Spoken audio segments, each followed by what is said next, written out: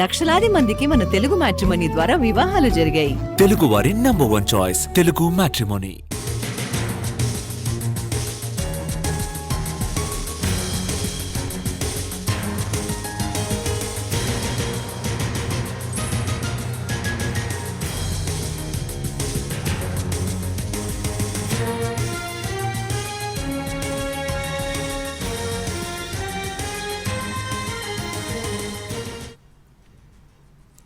Phone tapping case విచారణ జరుపుతోన్న SIT అధికారులకు శ్రవణ్ రావు చుక్కలు చూపిస్తున్నారు. విచారణకు సహకరించాలని సుప్రీంకోర్టు ఆదేశించినా పట్టించుకోవడం లేదు.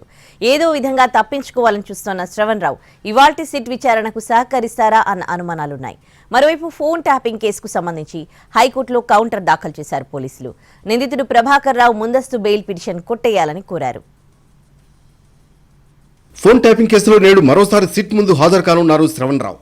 మూడోసారి సిట్ ఎదుట హాజరు కాబోతున్నారు. గత ఎన్నికల టైంలో వాడిన సెల్ ఫోన్లు ఇవ్వాలని ఇప్పటికే నోటీసులు ఇచ్చారు అధికారులు. 2 సెల్ ఫోన్ల కోసం శ్రవణ్ రావుకి నోటీసులు ఇచ్చింది సిట్. రెండోసారి సిట్ ఎదుట హాజరై తుప్పుపట్టిన సెల్ ఫోన్ ఇచ్చారు శ్రవణ్ రావు. సిట్ విచారణకు సహకరించకుండా తప్పించుకునే ప్రయత్నం చేస్తున్నారు.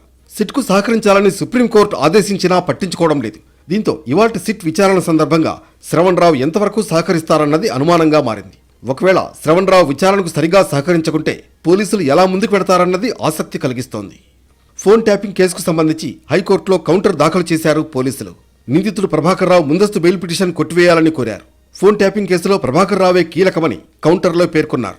ఎస్ఐబిలో ఎస్ఓటీని ఏర్పాటు చేసింది కూడా ప్రభాకర్ రావే అని పబ్లిక్ ప్రాసిక్యూటర్ కోర్టుకు తెలిపారు. ఫోన్ ట్యాపింగే ప్రధాన లక్ష్యంగా ఎస్ఓటీ విధులు నిర్వహించిందని, ప్రతిపక్షాలను, కొందరు అధికారులను, వ్యాపారులను, రియల్టర్లను బెదిరించి డబ్బు వసూలు చేశారని చెప్పారు. కొందరు అధికారులకు ఓఎస్డీలుగా తప్పుడు డాక్యుమెంట్లతో ప్రమోషన్లు ఇచ్చారని కూడా కోర్టు ముందుకు తెచ్చారు. ఐపీఎస్ అధికారిగా రిటైర్ అయి దర్యాప్తులకు సహకరించడం లేదన్నారు పీపీ. ఇంటర్పోల్ రెడ్ కార్నర్ నోటీసులు జారీ చేయడంతో విధిలేక ప్రభాకర్ రావు ముందస్తు బెయిల్ కోసం హైకోర్టును ఆశ్రయించారని అన్నారు. హైదరాబాద్ వస్తున్నానని గతంలో ట్రయల్ కోర్టులో ప్రభాకర్ రావు పిటిషన్ వేశారని, కానీ 9 నెలలు గడిచినా భారత్ రాలేదన్నారు. ఆయన బెయిల్ పిటిషన్ కొట్టివేయాలని వాదించారు పబ్లిక్ ప్రాసిక్యూటర్. పోలీస్ దర్యాప్తులకు సహకరించేలా ఆదేశాలు ఇవ్వాలని కోరారు. తదుపరి విచారణను ఈ నెల 15కు వాయిదా వేసింది హైకోర్టు.